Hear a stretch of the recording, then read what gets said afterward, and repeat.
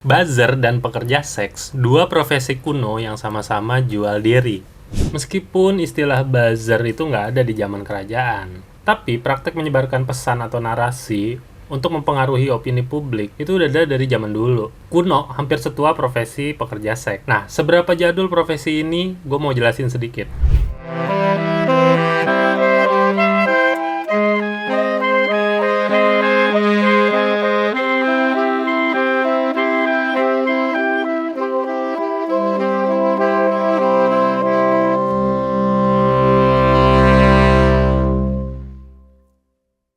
Jadi zaman dulu, kerajaan-kerajaan menggunakan berbagai media, mulai dari seni, agama, hingga intelijen, untuk menciptakan dan menceritakan citra positif yang diantara tujuannya adalah mempertahankan kekuasaan.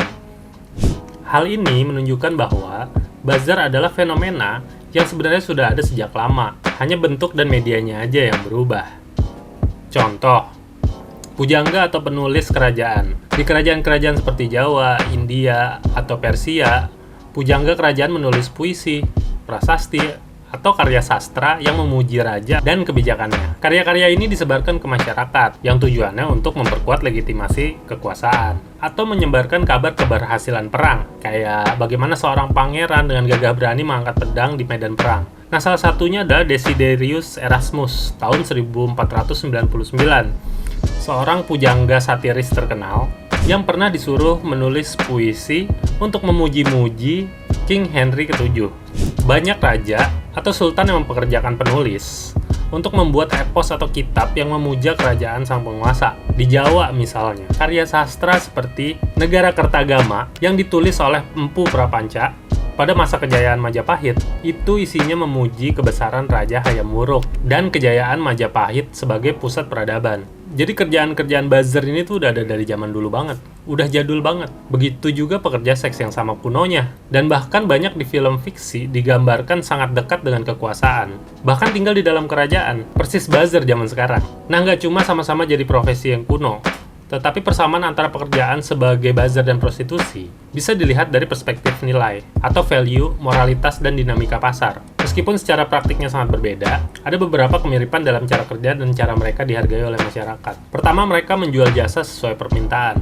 Baik buzzer maupun pekerja seks menjual sesuatu yang nggak berwujud. Buzzer menjual pengaruh dan opini, sementara prostitusi menjual kenikmatan fisik. Keduanya bekerja berdasarkan permintaan.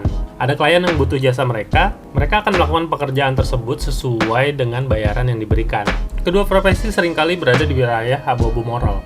Seorang buzzer bisa aja menyebarkan opini yang sebenarnya dia nggak percayai, tapi demi uang, dia lakuin anyway. Seorang pekerja seks bisa menerima klien tanpa ikatan emosional, ya demi uang juga. Sama-sama bisa beroperasi dalam spektrum moral yang luas. Ada yang bermain bersih, ada yang all out. Jadi mereka dibayar sesuai dampak dan kualitas layanan. Buzzer dengan engagement yang tinggi dan followers yang banyak, pasti harganya lebih mahal, dibayarnya lebih mahal. Nah, pekerja seks dengan reputasi yang tinggi dan eksklusivitas yang lebih tinggi juga akan mendapatkan bayaran yang lebih besar. Semakin besar efek yang diberikan ke klien, semakin tinggi harga yang bisa mereka tawarkan. Keduanya punya red card. Kesamaan lainnya adalah buzzer ini sering dipandang negatif sebagai corong bayaran yang nggak punya idealisme. Mereka bisa berbasis individual atau jaringan. Nah, ada buzzer freelance yang bekerja sendiri. Ada juga tim buzzer yang bekerja dalam grup dan terorganisir. Ada pekerja seks yang independen, ada juga yang bekerja dalam sistem yang lebih besar. Jadi kayak di bawah naungan mucikari atau agensi. Mereka sama-sama dihadapkan dengan resiko dan konsekuensi jangka panjang. Buzzer bisa kehilangan kredibilitas jika ketahuan menyebarkan hoax atau berkhianat pada klien tertentu. Ada yang masih ingat tante-tante yang pura-pura dipukulin sama lawan politiknya padahal habis operasi muka. Gue nggak mau naruh referensinya, tapi yang tahu-tahu aja. Nah, pekerja seks menghadapi resiko kesehatan dan stigma sosial. Jadi sama-sama pekerjaan yang sulit keluar kalau udah terlanjur kecebur dan dikenal di bidangnya. Batman atau si Coki atau si Abu Janda itu ya, Sandi Kentut nih, lu lagi ditunggu ya sama orang Banten ya. Jadi kesimpulannya, dua profesi ini bermain di batas tipis antara kebutuhan pasar, moralitas, dan stigma sosial. Keduanya menjual sesuatu yang bukan benda, tapi punya nilai ekonomi yang tinggi. Sama seperti pekerjaan lain, mereka ada karena ada permintaannya. Selama ada yang mau bayar, buzzer akan tetap nge-tweet. dan prostitusi juga akan tetap eksis. Bahkan di era modern ini, mereka bercampur jadi satu di platform yang sama. Kesimpulannya, buzzer politik ini sebetulnya punya sisi positif ya.